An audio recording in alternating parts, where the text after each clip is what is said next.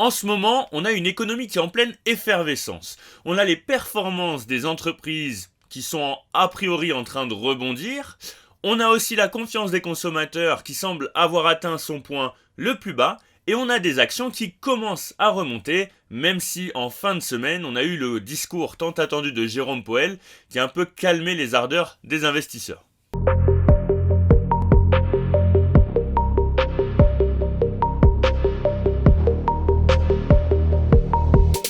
Si on écoute les médias, on a l'impression que le monde économique il va s'effondrer.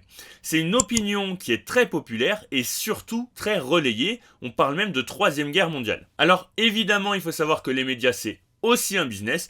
Donc dans cette vidéo, on va essayer de faire un point et je vais vous donner mon propre avis. Donc ce sera évidemment subjectif. Et la question qu'on va se poser dans cette vidéo, c'est est-ce que le plus gros crash boursier jamais connu est réellement en train d'arriver ? Aux États-Unis, les dettes s'envolent, les taux d'épargne s'approchent très dangereusement de zéro, les budgets des ménages sont évidemment à bout de souffle après le pic de l'inflation, et il y a toujours cette récession qui nous pend au nez après la montée des taux d'intérêt, qui fait que l'économie ralentit. Alors, évidemment, si vous ne prenez en compte que ça, c'est pas surprenant de penser à l'arrivée imminente d'une catastrophe financière.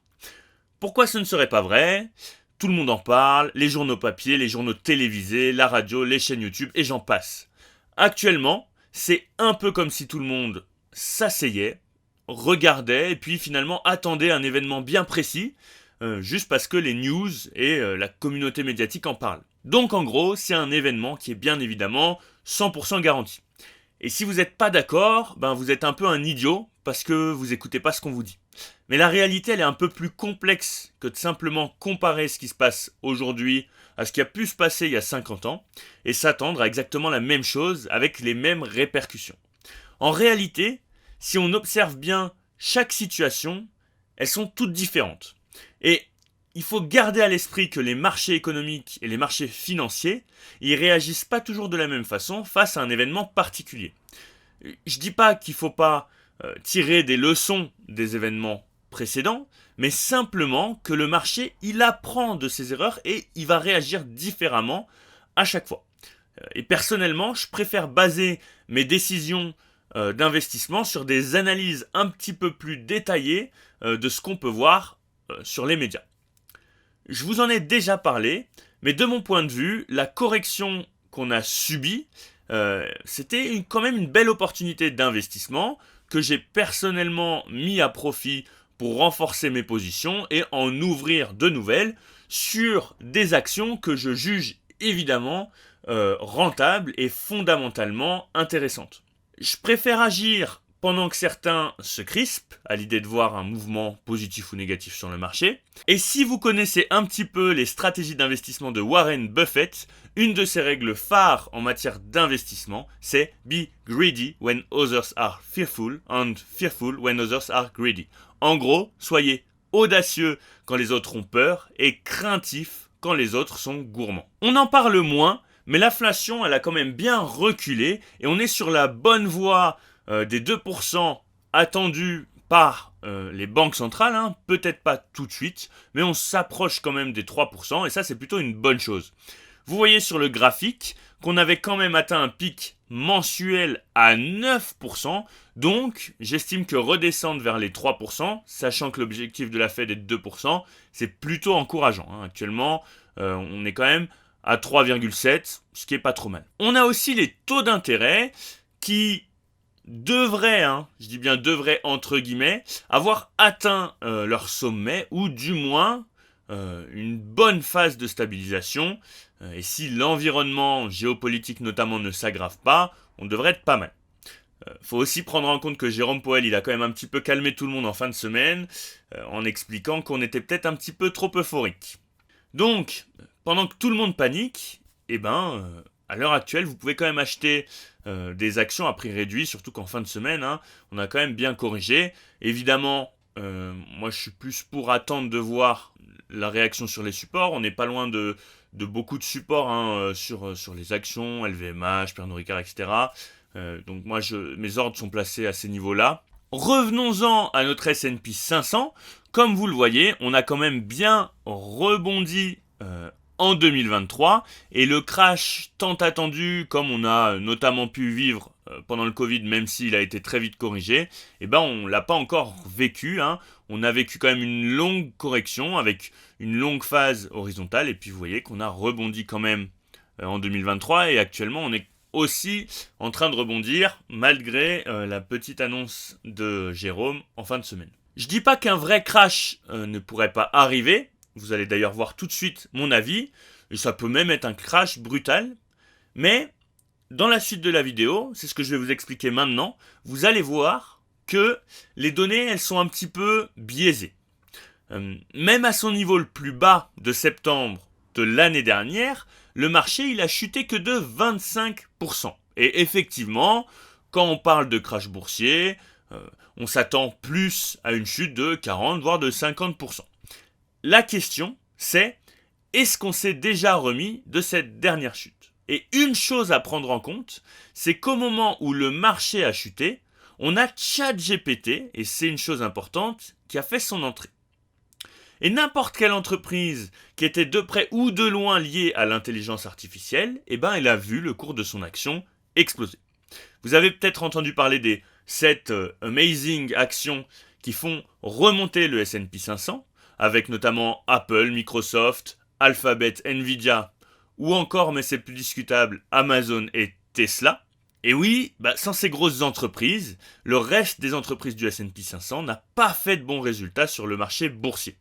Comme je le disais, parmi le top 7 du S&P, on a Amazon et Tesla qui n'ont pas vraiment fait monter le marché des actions.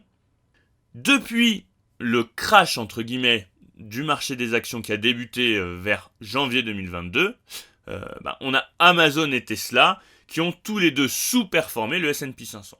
Mais c'est deux géants du marché et ça fait bien pour l'histoire de dire qu'ils font parmi du top 7. Mais si vous retirez Amazon et Tesla, il y a plein d'autres bénéficiaires du monde de l'intelligence artificielle.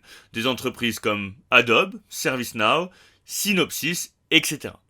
Ensuite, on a les entreprises du secteur de l'énergie qui ont explosé parce que le prix du gasoil et de l'essence ont aussi explosé, notamment après que la Russie ait envahi l'Ukraine. Par exemple, on a l'action Chevron qui a gagné près de 42%. Vous pouvez aussi aller voir Total. Tout ça, c'est jusqu'à ce que le marché boursier il réalise que les profits de ces entreprises n'avaient rien à voir avec la société en elle-même et son business, et que tout avait à voir avec l'inflation et le prix du produit de base. Et donc, il n'allait pas forcément continuer à monter après les gains. Si on regarde bien et qu'on laisse de côté les entreprises du secteur de l'énergie et le boom de l'IA, de l'intelligence artificielle, le reste du marché boursier a baissé. Et ça, c'est une chose très importante qu'il va falloir prendre en compte. La baisse, elle a débuté au 4e trimestre 2021. Et il n'y a pas eu de réelle reprise. Les investisseurs individuels, ils semblent n'être intéressés que par les grandes technologies qui ont fait de très belles performances récemment.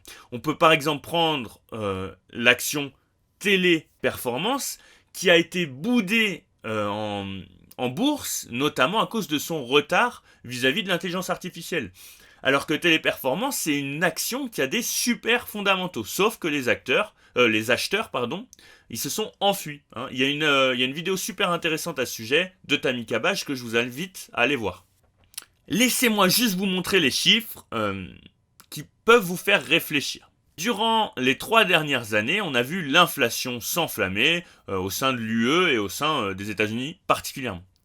Et c'est seulement la 2e fois dans l'histoire plutôt récente que ça s'est produit. On a aussi vu les taux d'intérêt monter de manière fulgurante, quelque chose qu'on n'avait pas connu depuis longtemps. Et le but de la hausse des taux d'intérêt, c'est bien sûr de combattre l'inflation en ralentissant l'économie. En 2021, les gens avaient du cash dû aux nombreux confinements et au fait que les gens n'ont pas pu dépenser leur argent. Et les gouvernements, dans tout ça, ils stimulaient l'économie, peut-être un petit peu trop d'ailleurs, on est en train de le voir avec les PGE, les prêts garantis par l'État, mais ça c'est un autre sujet.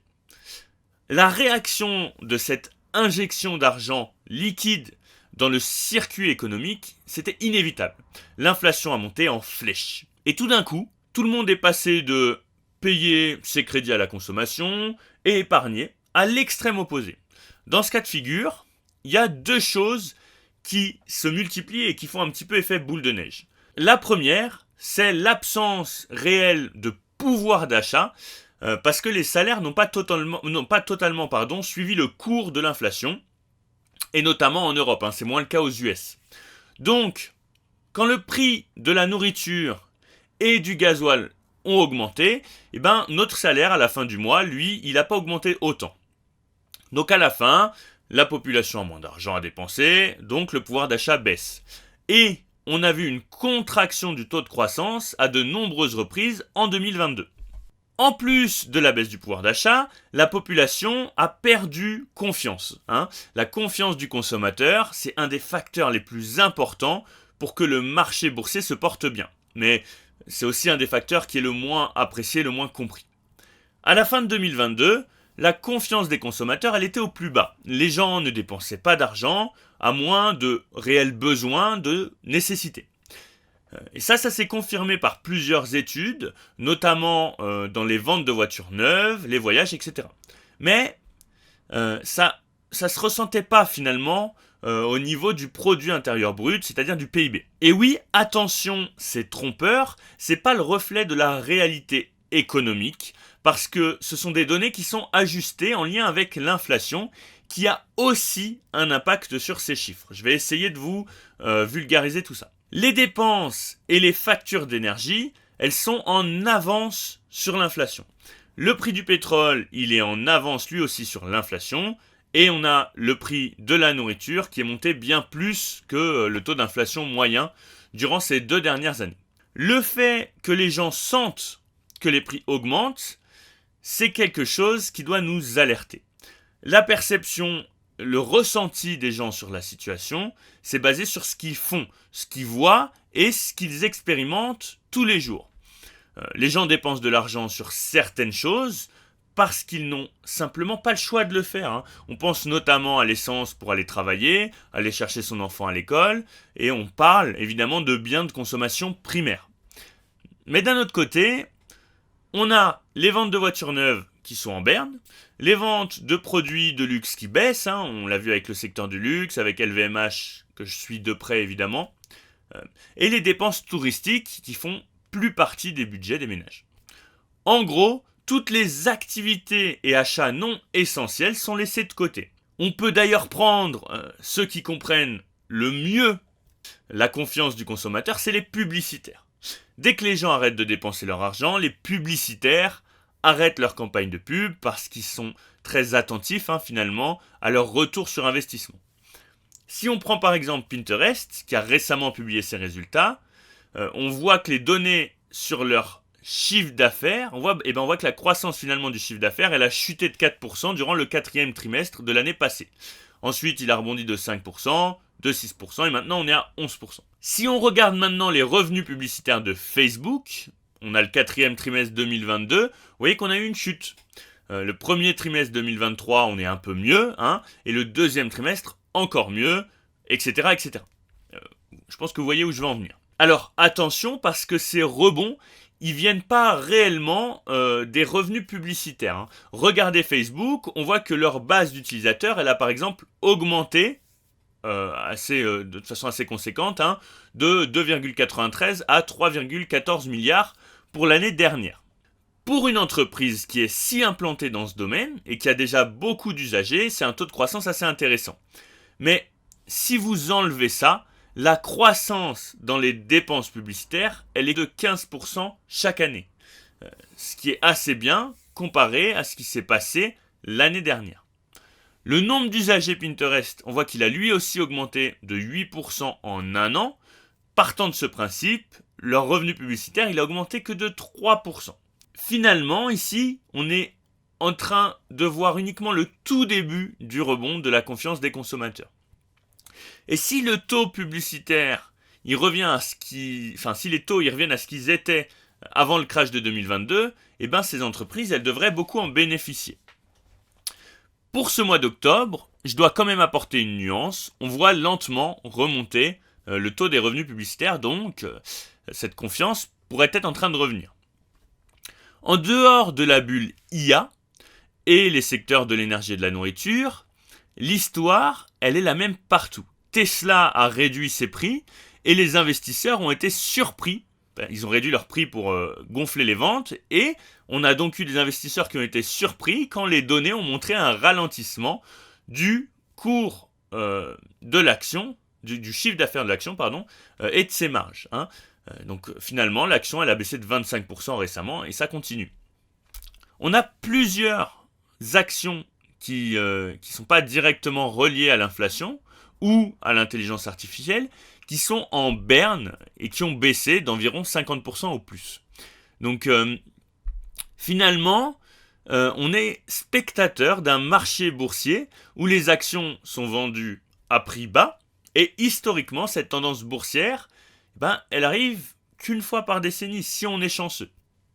Et au lieu d'acheter ces actions, comme d'habitude, tout le monde attend pour le plus gros crash boursier jamais vu, mais finalement les données elles sont un petit peu biaisées. Pour ceux qui suivent mes vidéos, vous savez que j'ai quand même un taux de liquidité qui est plutôt important en ce moment par rapport à d'autres périodes. J'ai revendu certaines actions comme les actions pétrolières pour avoir de la liquidité. Mais vous savez aussi que j'ai redistribué ces liquidités, notamment dans ASML, dans LVMH, dans Pernod Ricard, dans Schneider Electric, etc., etc. Ce que j'essaye de vous dire, c'est que effectivement, cette récession, elle peut s'aggraver. Effectivement, on peut aller chercher plus bas, mais si on attend toujours ce niveau le plus bas, au final, on peut aussi le louper. Donc, personnellement, j'y vais progressivement, je lisse mes points d'entrée. Cette vidéo, c'était pour apporter un petit peu de nuance aux dernières vidéos que j'ai pu faire, parce qu'effectivement, si je vous explique pas que je lisse mes points d'entrée, vous n'allez pas comprendre ma façon de faire. Donc j'ai commencé à réinvestir mes liquidités, j'en ai réinvesti d'ailleurs une partie importante, mais j'en garde quand même sous le coude, notamment pour LVMH, que j'aimerais bien racheter aussi plus bas, et d'autres actions, vous le verrez dans d'autres vidéos. Cette récession, effectivement, elle pourrait arriver. On a quand même en ce moment une baisse des chiffres d'affaires continue de certaines entreprises. Donc cette récession, elle pourrait se creuser et la chute finalement des marchés boursiers, elle pourrait continuer. Mais il faut savoir quand même qu'en termes de pricing, les investisseurs sur certains secteurs, ils se sont quand même bien retirés de ces actions, donc les prix sont quand même très bas. N'hésitez pas à liker, vous abonner et commenter, c'est comme ça que fonctionne la chaîne. Et moi je vous dis à une prochaine vidéo d'analyse d'action dans la semaine.